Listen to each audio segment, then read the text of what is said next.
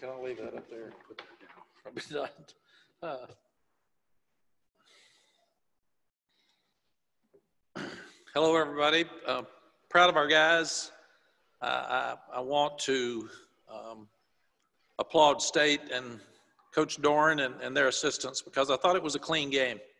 A lot of times this game can be chippy and a lot of pushing and shoving and late hits and fighting, and there wasn't any of that I could tell at all. So I thought credit to both teams that they handled their emotions well and did the things that they were supposed to do.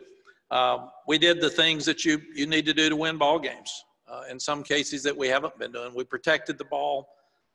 We were able to run the ball well, and we forced 4 turnovers. And that's how you win games. Our kicking game was good today.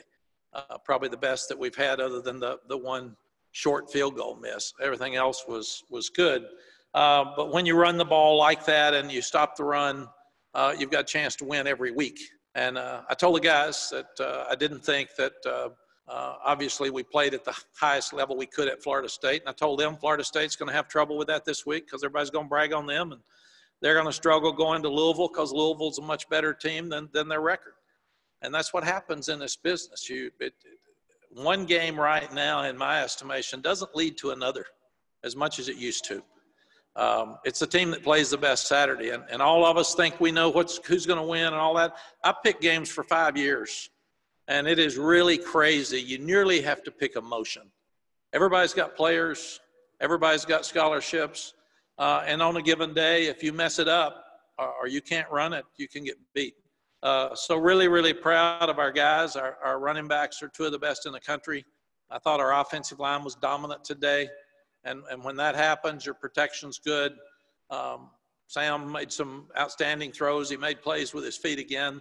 And I thought other than the drive right before the half, our defense played really well. I don't know what that is about our 5 minutes in the end of the half. Maybe I shouldn't have said that was one of the most important times in the game when I got here because we just don't play well on defense right before the half. So we've got to go back and continue to study that and look at it. But like last week at Florida State, the offense scored right before the half. And today, with 56 seconds left, we had all 3 of our timeouts, which we usually try to keep them.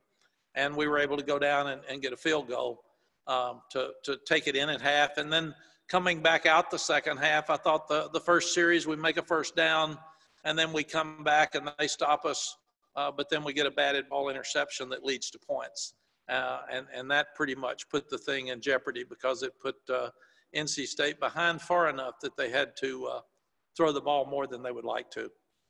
I hope that Persons is okay. Dave said he was okay after the game or would be okay. And I always want to make sure that the young people in the game are safe. Questions?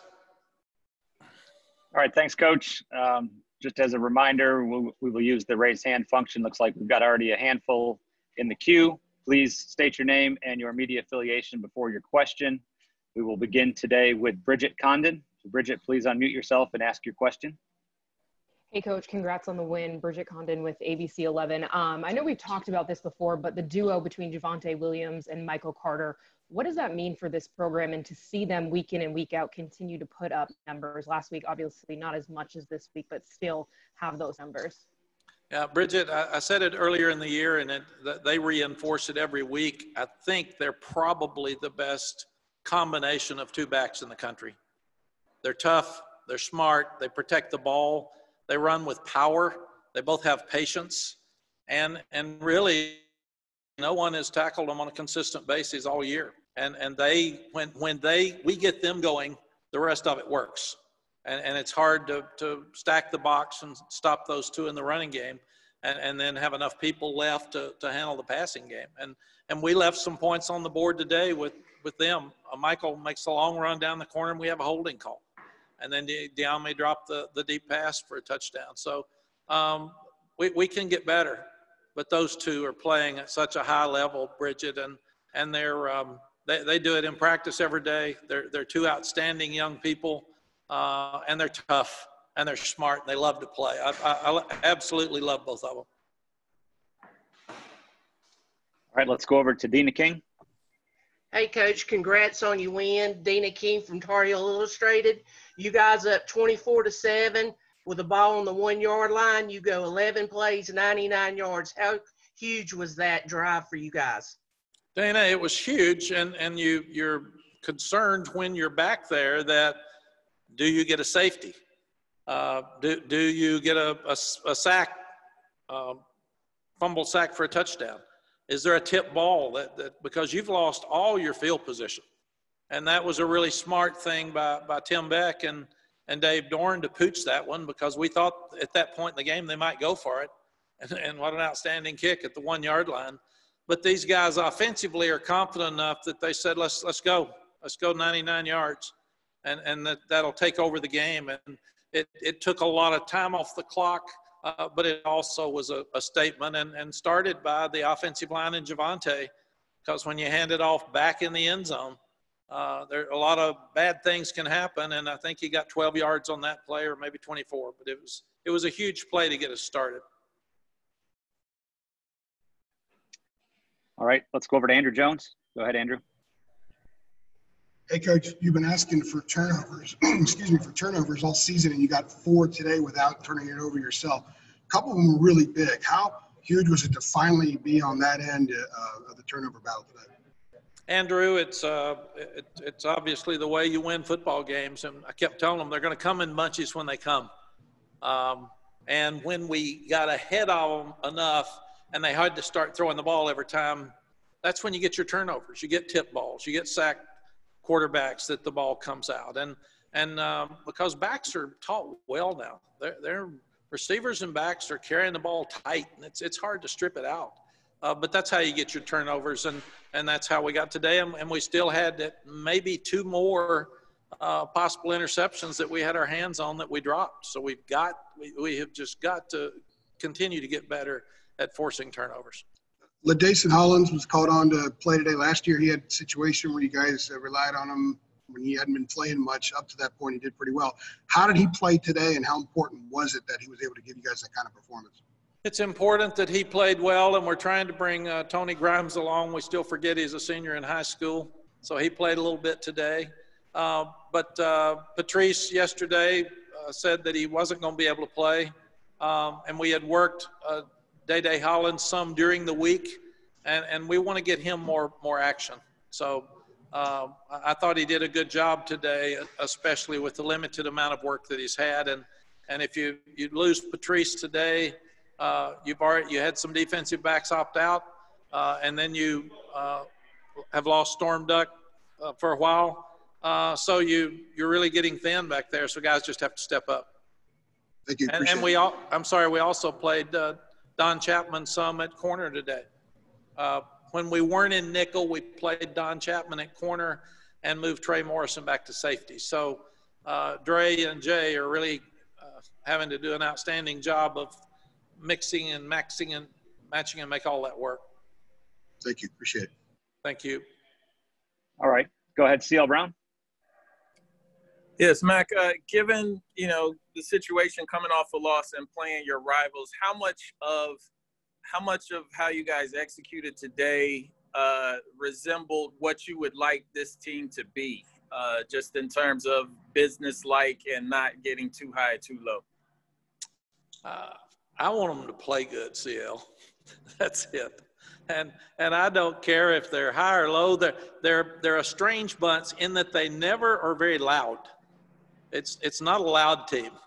So they're pretty much like this all the time, and that's why it's so hard to read them sometimes in pregame, because sometimes they're dancing and sometimes they're quiet and sometimes they're picking at each other a little bit. But it's not a demonstrative team where people are screaming and shouting at each other all the time. That's not who they are. And Sam's the same way. You all been around Sam and Michael and Javonte. They're all very much like this every day. So I think that's what we've got. We've just got to continue to play better, and we can't worry about who we're playing against. We did not handle being fifth in the country well. We were way too full of ourselves, in my opinion, that first half. And I've told them they wish they had that back. You don't get them back. It's like our lives. You lose a day, you don't get it back. So they can't say, oh, I wish I'd had that opportunity again. You can't. And that's another great lesson you learn from college football. All right, thanks, Coach. Thank you. All right, let's go to Brennan Marks. Hey, Mac. Brendan Marks in The Athletic. Thanks for taking the time. I wanted to follow up on Bridget's question about Javonte specifically. You've mentioned in the past how much Coach Hess has made a difference across the whole program in terms of building strength, speed, all those things. What areas of Javonte's body and game have you seen Coach Hess improve the most, and in what days does that translate to the football field? Brendan, I think the thing I've seen him improve the most is explosive power. I mean, he gets from here to there, and he's so powerful, and he runs so low to the ground, and he's got such big, strong thighs that he makes a lot of people miss tackles every game. And some of them that try to tackle him, he just punishes them. I'm amazed at when we got here, he was a short yards and goal line guy kind of the year before, and we all thought he was good, but not this. I mean, he just continues to get better, and I think Michael's gotten a lot better too. I will say when Urban Meyer came and spoke at our high school clinic our first spring, he looked at me and said, ooh, 8 and 25 are really good. I said, yes, they are, and they're about to get better. And I remember when I first took the job, I asked Bubba, because of my TV time, I said, is 8 still here? I want to make sure 8's coming back. Because I'd watched enough of the games without really studying Carolina that I could tell that he was an outstanding player in space. And what he's done is Michael's making people miss tackles, but he's also moving the pile inside.